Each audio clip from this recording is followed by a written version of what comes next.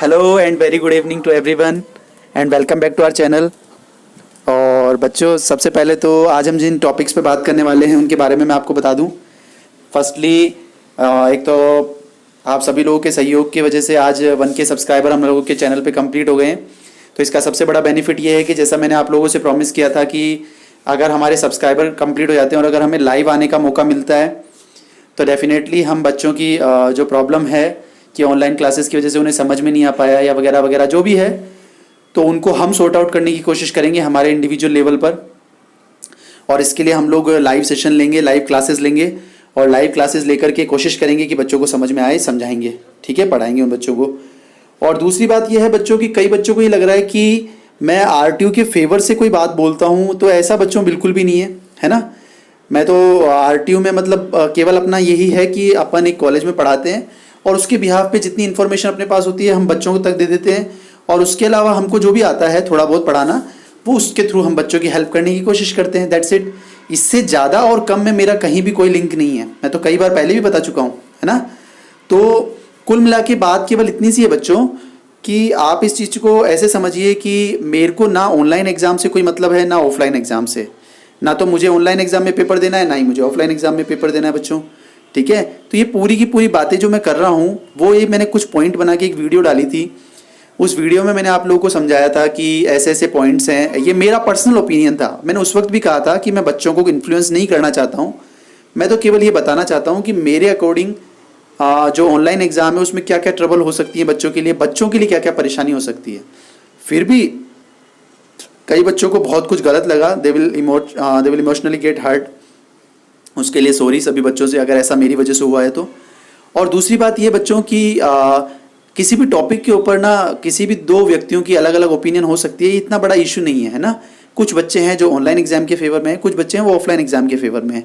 हम दोनों में से किसी को भी इन्फ्लुएंस नहीं करना चाहते, है ना। हम तो केवल ये बताना चाहते हैं कि जो चीज़ ऑनलाइन एग्जाम में प्रॉब्लम हो सकती है या नहीं हो सकती है और ऑफलाइन एग्जाम में क्या प्रॉब्लम। कई बच्चे बोल रहे हैं कि सर कोविड हो गया, तो अच्छा एक बच्चे का तो यहाँ तक मैसेज आया मेरे पास में कि अगर किसी के कोविड हो गया या एग्जाम हॉल में किसी के कोविड हुआ और हम लोगों के हो गया कोरोना, तो क्या उसके लिए आप रिस्पॉन्सिबल हो या RTU रिस्पॉन्सिबल है, गवर्नमेंट रिस्पॉन्सिबल है।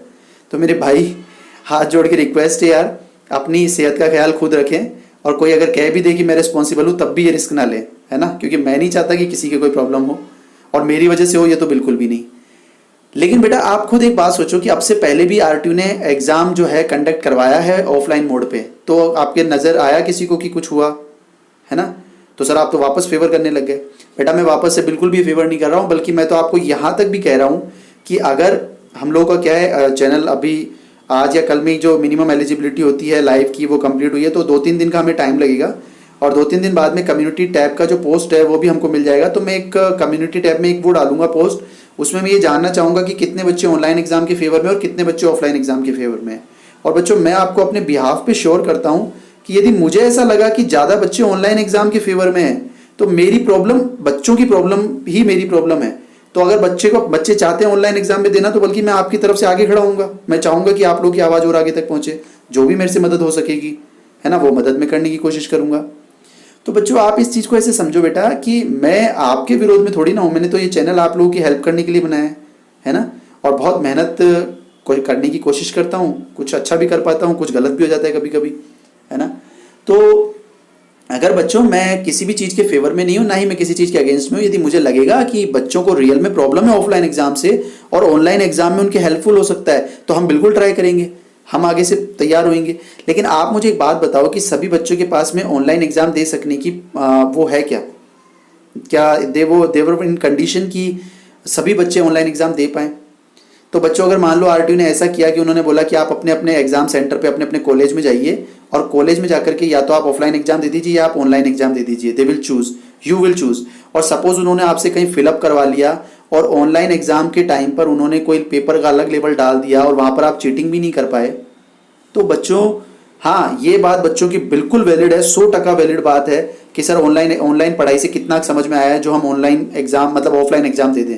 बेटा बिल्कुल सही पॉइंट है, बहुत वाजिबी बात भी है। लेकिन आप खुद इस बात को सोचो बेटा कि अगर ऑनलाइन एग्जाम में आपका फ़ायदा नहीं, अपने को अपने फ़ायदे से मतलब है, बच्चों का फ़ायदा हो रहा है, बस अपना काम खत्म, ठीक है। तो आपको खुद ये समझना होगा कि आपका फ़ायदा किस चीज़ में है। फिर भी अगर बच्चों आप लोग को खुद ही डिसाइड करो, अगर आप लोग को लगता है कि आपका फ़ायदा ऑनलाइन एग्ज़ाम में ही है, तो हम लोग वो जो पोस्ट करेंगे आप वहाँ पर पोल कीजिए, वोट कीजिए और हम लोग को बताइएगा कि आपको क्या लग रहा है ना। अगर ज़्यादा बच्चों को लगता है कि सर हम लोग को तो ऑनलाइन एग्ज़ाम ही प्रेफरेबल है, हम तो वही देना चाहते हैं और वही देंगे, है ना, तो हम लोग पूरी कोशिश करेंगे। हम लोग का पता नहीं, मैं तो पूरी कोशिश करूँगा कि बच्चों की जो भी प्रॉब्लम है वो आगे से आगे जितना भी मेरे से हो सकेगा, जिस लेवल पे भी कोशिश करेंगे और आगे लेके जाएंगे, ठीक है। तो कई बच्चों को ये कन्फ्यूज़न ना हो रही हो कि मुझे ऑफलाइन एग्ज़ाम से क्या फ़ायदा। आप बताओ, खुद बताओ, मुझे क्या फ़ायदा है ऑफलाइन एग्ज़ाम से? कोई नहीं। लेकिन मेरा तो पर्सनल ओपिनियन था, कोई राय थी जो मैंने बच्चों के सामने रखी। कुछ बच्चों को पसंद नहीं आई, उसके लिए सॉरी, ठीक है। खुद सोचिएगा, है ना बच्चों। Thank you very much. Good.